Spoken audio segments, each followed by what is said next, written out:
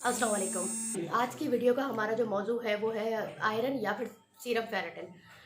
जब अमूमन टेस्ट कराने के लिए लेबॉर्ट्री में अक्सर जो हमारे फेलोज़ हैं या उनके पेरेंट्स जाते हैं तो कहते हैं आयरन का टेस्ट करते हैं।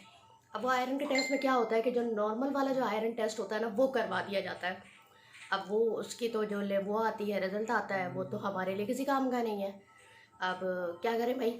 अब वो उनको पता ही नहीं होता क्योंकि लैब वालों को भी तो नहीं पता ना कि थैलेसीमिया वाला आपका मरीज़ है और आपने जो है वो सीरम फेरेटिन कराना है। सीरम फेरेटिन कराना है और आयरन से हमारा कोई ताल्लुक़ नहीं, तो इसलिए वो नॉर्मली जाके आयरन का टेस्ट करा देते हैं। और क्योंकि हमारी आबादी बहुत ज़्यादा एनेमिक होती है तो आयरन के टेस्ट तो बहुत ज़्यादा हो रहे होते हैं, लेकिन हमें आयरन से कोई लिंक नहीं है। अच्छा जी, तो हमने कराना है सीरम फेरेटिन का टेस्ट। और सीरम फेरेटिन का टेस्ट आपने जाके ये बाकायदा उनको बोलना है कि जी हमने सीरम फेरेटिन का टेस्ट कराना है। किसी भी अच्छी लैब से आप जाके करवा लें। और ये छोटी छोटी मिस्टेक्स हैं जो हम अपनी ज़िंदगी में कर रहे होते हैं, तो मेरी कोशिश ये है कि आपको ये चीज़ समझा दूँ और आपको जो है ये चीज़ बता दूँ। और इसमें यह है कि एक और चीज़ का बहुत ज़्यादा ख्याल रखा करें कि जब भी आपको बुखार हो या इन्फेक्शन हो तो उसमें आपने टेस्ट नहीं कराना, क्योंकि कभी भी रिज़ल्ट अच्छा नहीं आएगा। अच्छा, दूसरी बात यह है कि अगर आपने आज ट्रांसफ्यूजन करवाया है तो बिल्कुल भी आपने जो है ना कल या फिर आज जाके ट्रांसफ्यूजन के बाद आपने नहीं करवाना टेस्ट।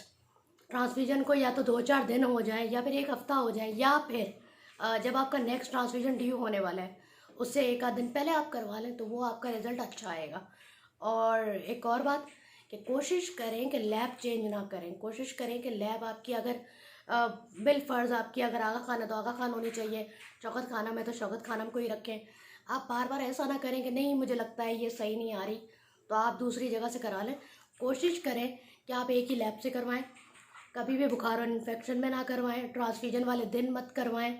ये छोटी छोटी चीज़ें हैं जिनसे रिज़ल्ट ठीक आते हैं, सही आते हैं। और फौलाद को जो है वो 1000 के नीचे रखना है। इसलिए प्लीज़, अभी पिछले दिनों काफ़ी सारी मेरे पास ऐसी रिपोर्ट्स आई हैं जिनमें आयरन के टेस्ट हुए थे। ये पैसे का ज़िया है, ये वक्त का ज़िया है, और हमारे अंदर वैसे ही खून नहीं है और हम फजूल में आयरन के लिए जो है वो टेस्ट देते फिरें, तो ये बिल्कुल फ़जूल चीज़ है। तो कोशिश करें कि ये छोटी छोटी चीज़ों का ध्यान रखें और इनको याद रखें और दूसरों के साथ भी शेयर करते रहें। वीडियो अच्छी लगे तो प्लीज़ लाइक करें, कमेंट करें, शेयर करें। यूट्यूब पर हैं तो सब्सक्राइब कर दें। Thank you so much. अल्लाह हाफ़िज़।